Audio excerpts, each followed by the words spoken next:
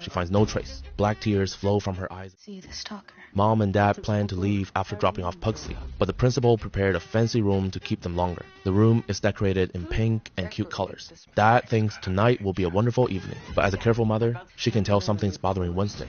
Wednesday insists everything's fine and she doesn't need help. Meanwhile, a car drives into a hidden forest. Two married people want to explore the meaning of life. A private detective secretly films everything. Suddenly, bird sounds echo from behind.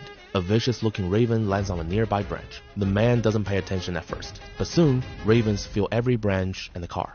They charge straight at the man. He quickly hides inside the car. On the other side, the principal approaches Wednesday's parents. Nevermore Academy is facing serious financial problems. He wants to hold a bonfire tomorrow night. He hopes wealthy families like the Addams will donate generously. He also wants Wednesday to speak as an outstanding alumna.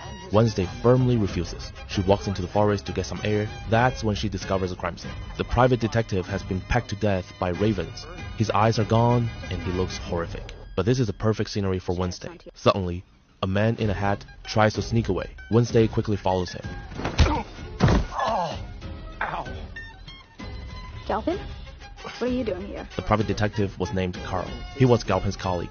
Carl apparently made a shocking discovery recently, something that will affect all outcasts like Wednesday. Just then, Raven calls Echo from above again. Late at night, Ajax tells new students about school secrets. Long ago, Nevermore had a brilliant student, but he suffered from a congenital heart condition. So he worked tirelessly to create a mechanical heart. He replaced his own heart with it. But gradually, the boy lost his humanity. His inventions became more dangerous and inhuman. Eventually, the boy died in an experimental accident. His body was buried under the skull tree in an unmarked grave. When you put your ear to the skull tree's hole, you can still hear the heartbeat. This is supposed to be a scary story for kids, but Pugsley's face shows a twisted smile. Back in her dorm, Wednesday finds a creepy painting. Someone sent it to her. A hideous raven stands on the tombstone. This is the same bird that attacked the detective. A bad feeling washes over her. Wednesday notices someone touched her printer. She rushes over to check. Her novel is missing. In its place is a letter from the stalker. The letter says her novel will burn at the bonfire. Wednesday immediately panics with rage. That manuscript is 2 years of her blood, sweat, and tears. And it's the only copy. Students are using their powers to build a wooden eagle. Tonight is a bonfire ceremony. Wednesday and Enid arrive at the event. She tells a hand to watch for the stalker. A student bumps into Wednesday twice. She feels something in her pocket, but when she reaches in, her hand gets cut. Wednesday pulls out a note with razor blades attached. It says her novel is underneath the bonfire. Wednesday immediately dives into the woodpile. Enid shouts for her to stop. The principal is about to light the fire, but Wednesday ignores the danger and keeps searching. The ceremony officially begins. After some useless speeches, the principal fires at the woodpile. The eagle catches fire instantly. Wednesday struggles to climb to the top. She finally finds her precious novel. Then students raise their hands. They use their powers to control the eagle. The eagle takes flight in front of everyone. Everyone is mesmerized by this spectacular scene. Only Enid keeps calling for Wednesday.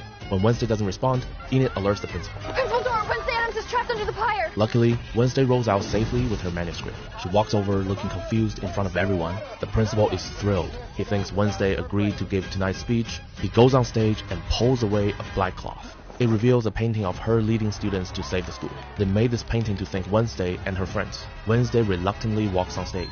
The principal wants her to give an important speech, but Wednesday's anger explodes completely. You thought I was your hero? I'm not. I always play dirty and I never fight fair. The only side I'm on is my own. And the only place I'll lead you is off a cliff. So do not put me on a pedestal, because I will burn it down. Wednesday grabs a torch.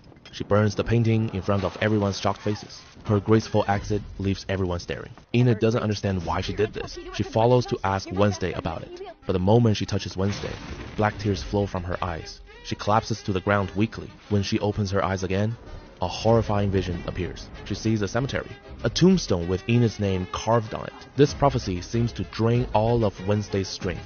She lies on the ground as painful convulsions take over. Meanwhile, Pugsley leaves the bonfire early. He goes alone to the skull tree. He wants to test if the legend is real. He puts his ear close to the hole. Strange sounds come from inside. Suddenly, 2 ravens fly out. The shock makes him slip. Lightning accidentally shoots from his hands. But there's no fear on Pugsley's face. A twisted smile appears instead. The mysterious person trying to harm Wednesday remains unknown. The threat continues lurking in the darkness.